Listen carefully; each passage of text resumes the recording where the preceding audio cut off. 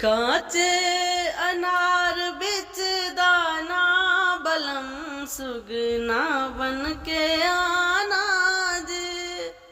काचे अनार बिच दाना बलम सुगना बन के आना जी। मिलना हो तो बागों में मिलना, मिलना हो तो बागों में मिलना। मैं कुइया बन जाऊं कि तू गगरी बन के आना जी।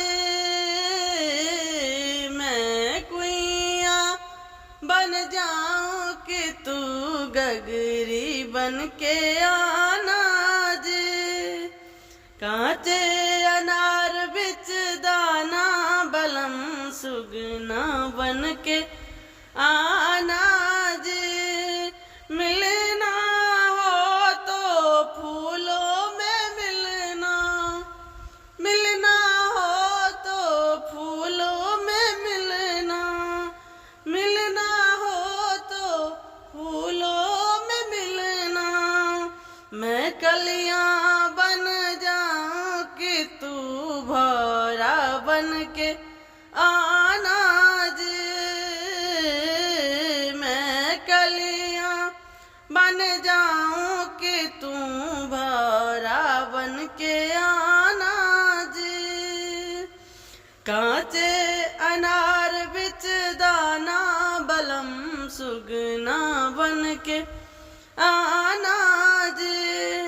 मिलना हो तो डालों पे मिलना, मिलना हो तो डालों पे मिलना, मिलना हो तो डालों पे मिलना।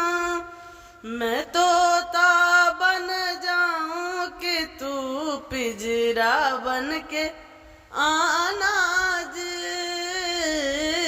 मैं तोता बन जाऊं कि तू पिंजरा बन के आना जी।